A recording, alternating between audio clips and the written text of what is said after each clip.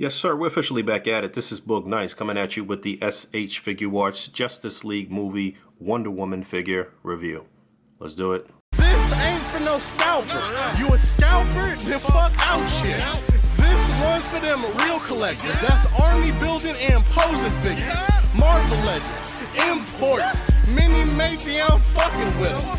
Hype beast, we know about you. Stay buying figs, don't know about it. And a quick look at the box art. On the left side, you can see a full picture of Wonder Woman. And there's the right flap, and you can see the Justice League logo at the top, and then it says Wonder Woman, and there's some Japanese there. I guess it may say Wonder Woman in Japanese.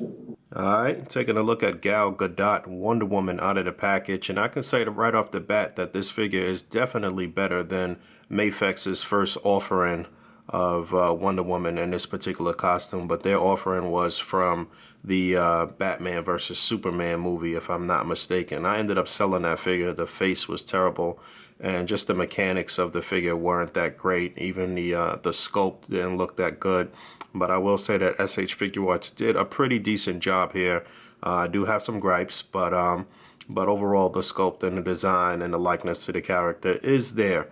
Out of the package, she comes with two fisted hands, and just taking a closer look at this particular head sculpt as well.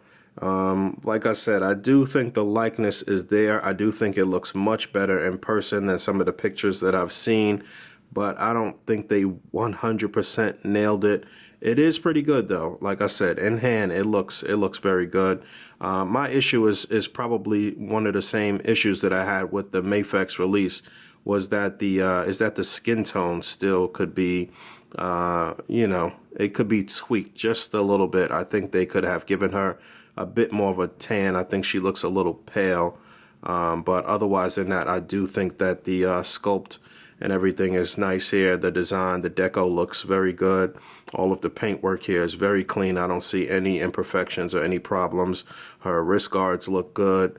The wraps around her hand, I do feel like they kind of nailed the costume. It is nicely painted, vibrant, it looks good. So she also comes with a set of open hands with the fingers spread. Some call these the jazz hands. No issues here, no issue swapping them out. Everything worked perfectly fine. And then she comes with a set of hands that are equipped for holding some of her accessories, the sword and the lasso, which I'll get into now since I have these swapped on. And having her hold the sword is okay. It's not the firmest grip. If you get her holding the sword closer to the tip, closer to the bottom of the handle, then she can hold it and it's not wobbling around. But if you try to get her to grip up closer to the blade, then, it's a little wobbly. She can hold the sword in both hands though. I don't know about really getting her to hold the sword with both hands at the same time though.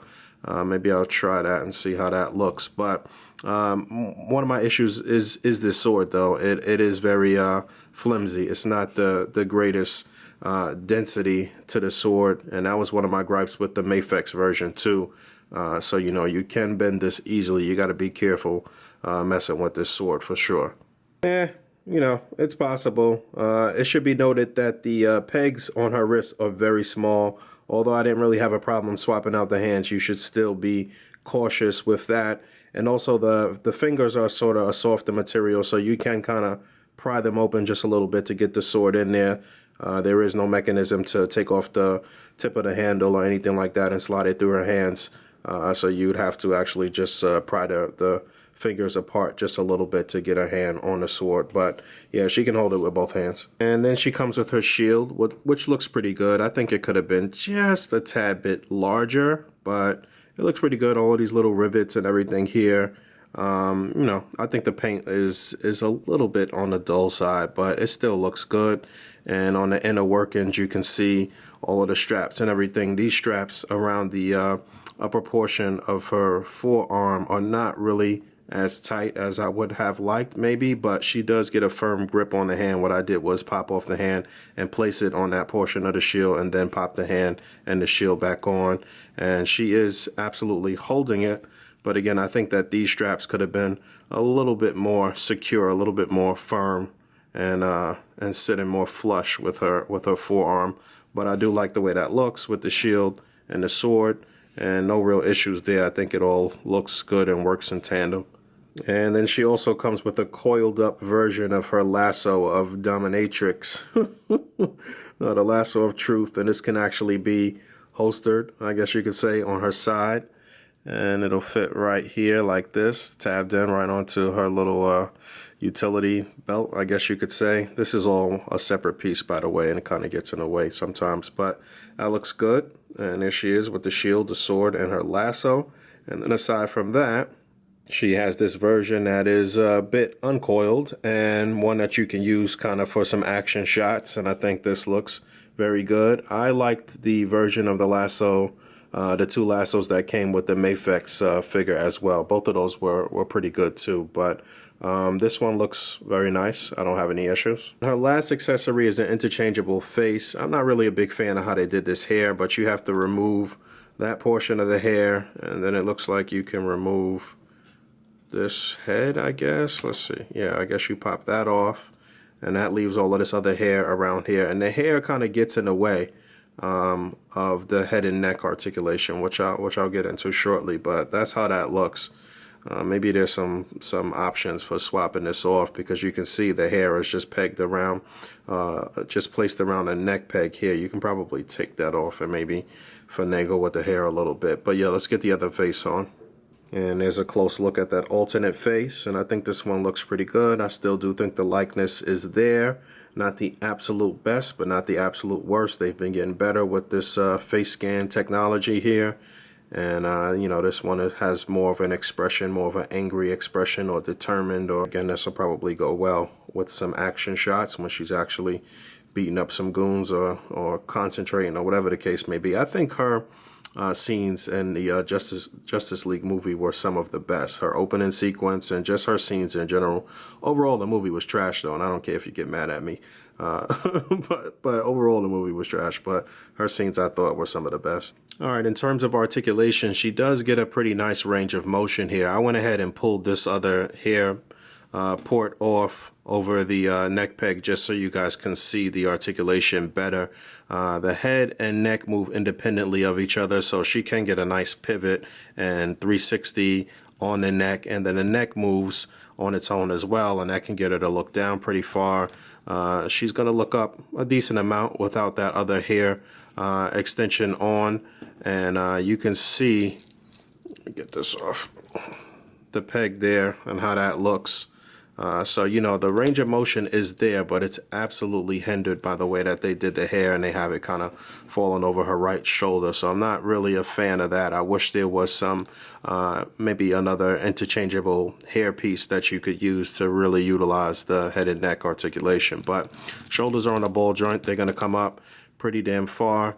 You can do a full 360. You do get a simulated bicep swivel on this joint, and there is a butterfly joint here. It was kind of fused out of the package, I guess, but this will definitely help with her wielding the sword, and that's something that I always talk about with figures from any line that wield a sword. You need a butterfly joint. You need them to be able to have a nice range in the shoulders to really pull off some great sword wielding poses. But anyway, you get a little bit more than 90 degrees on the elbow. I guess you can consider that double jointed.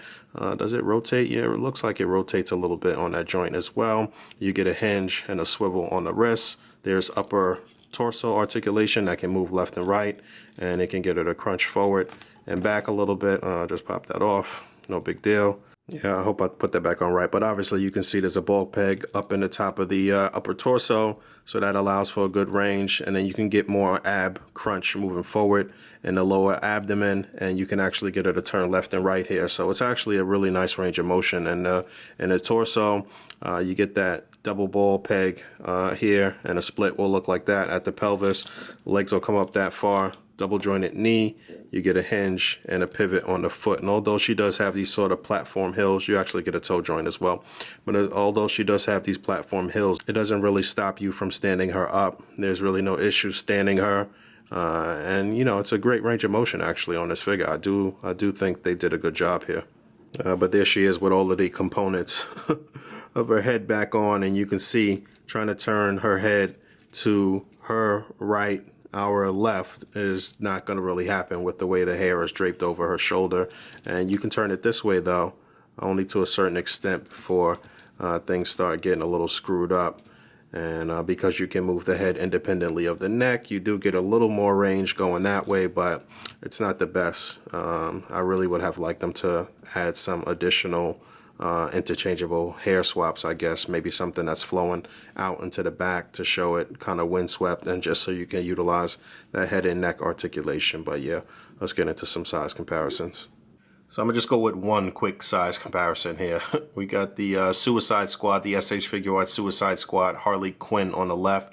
And I guess this is the same universe. That's why I'm kind of using her. But I also wanted to use another female just to show that Wonder Woman is pretty tall. I guess for a female, you can see she is standing a bit taller than Batman from this same line from the SH Figuarts Justice League movie.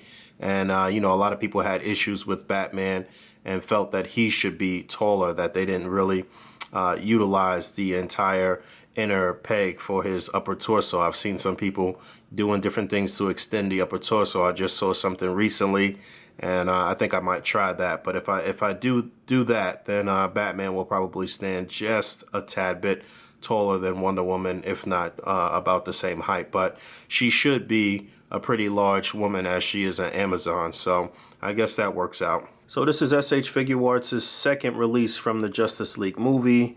Batman was meh, you know, Wonder Woman was definitely better, just like her performance in the movie.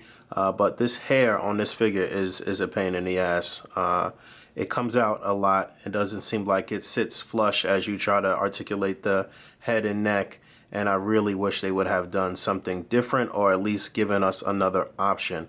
Aside from that, like I said, the sword is a little flimsy, but overall the figure is pretty solid, and I do like the figure. It is one I would recommend. Originally, I was trying to just get the big three from Figuarts, so Wonder Woman, Superman, and Batman. Superman is not due until June of 2018, if I'm not mistaken. And then I don't know what the release dates are for Cyborg and Flash. So it's kind of all over the place.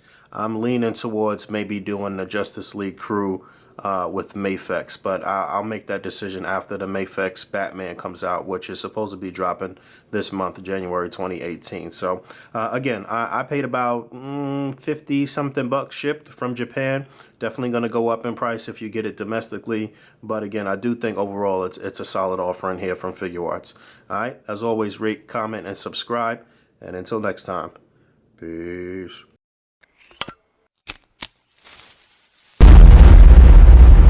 That's crispy.